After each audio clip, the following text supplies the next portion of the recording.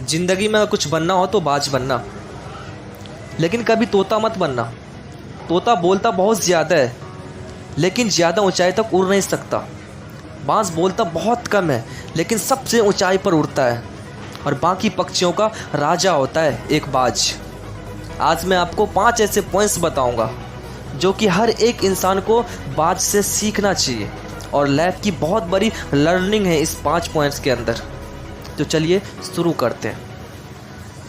Number 1, बाज की तरह अकेला चलना सीखो। बाज अकेला उड़ता है और बाकी पक्षियों के मुकाबले सबसे ऊंचाई पर उड़ता है। बाज अकेला उड़ेगा लेकिन कभी भी चिड़िया और छोटे पक्षियों के साथ नहीं उड़ेगा। बाज हमेशा या तो बाज के साथ उड़ता है या फिर अकेला उड़ता है। इससे हमें ये सीख मिलती है कि छोटी सोच वालों से हमेशा दूर रहें और अकेले रहो, क्योंकि यही वो समय है जब खुद को जानने का असली मौका मिलता है। नंबर 2, बाज की तरह अपने लक्ष्य पर ध्यान दो। बाज का विजन बहुत ज़्यादा क्लियर होता है और बहुत ज़्यादा स्ट्रॉन्ग होता है। बाज अपने शिकार को 5 किलोमीटर दूर से ही देख लेता है, और जब एक बार उसे अपना लक्ष्य दिख जाता है तो फिर उसके बाद रास्ते में चाहे कितनी भी मुश्किलें क्यों ना आए, वो अपने लक्ष्य को हासिल करके ही दम लेता है। इससे हमें ये बहुत बड़ी सीख मिलती है कि अपना विज़न क्लियर रखो और उससे हासिल करने में फिर चाहे कितनी भी मुश्किलें क्यों ना आए, पीछे मत हटो उस बाज की तरह। नंबर 3, बाज कभी भी मरी हुई चीज़ें नहीं खाता। बाज कभी भी मरे हुए जानवरों को नहीं खाता, वो हमेशा जिंदा शिकार करता है। और इससे हमें ये सीख मिलती है कि ये जो हमारा पेस्ट है वो मर चुका है, तो अपने उस मरे हुए ठोस पर ध्यान मत दो। अपने आने वाले ताज़ी फ्रेश ज़िंदगी में ध्यान लगाओ। अपने पेस्ट की पुरानी यादें जो तुम्हें तंग करती है उन्हें वहीं रहने दो जहाँ उसकी जगह है, और तुम्हारे पेस्ट की जगह है अपने में वर्तमान में जगह मत दो।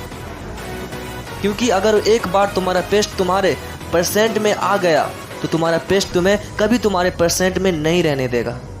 पेस्ट में तुम्हारे साथ कितना भी बुरा क्यों ना हुआ हो, वो सब यादें और थॉट्स मर चुके हैं, और उस बाज की तरह बनो जो कभी भी मरी हुई चीज़ों को नहीं खाता।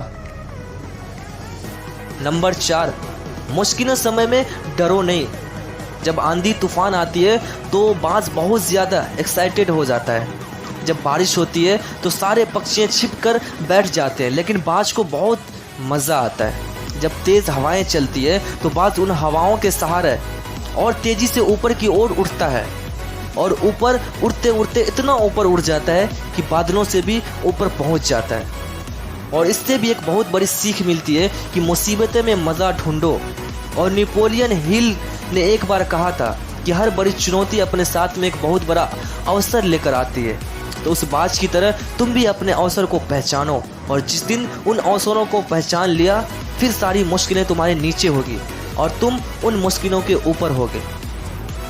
नंबर 5, बाज अपने घोंसले से सॉफ्ट घास को हमेशा निकाल देता है, ताकि बाज का जो बच्चा होता है ना उसमें कंफर्टेबल ना हो सके, क्योंकि अगर वो घोंसले में कंफर्टेबल हो गया तो वहीं रहना पसंद करेगा। लेकिन बाज ऐसा कभी होने नहीं देता। बाज एक पक्षी है, उससे एक बात पता है कि कंफर्ट जोन में कोई ग्रोथ नहीं होता। लेकिन हम तो इंसान है ना, और इंसान होने के बावजूद कई सारे लोग इस बात को समझते ही नहीं हैं। आप जितना ज़्यादा कंफर्ट जोन में रहोगे आपकी लाइफ आने वाले टाइम में उतना ही अनकंफर्टेबल हो जाएगी।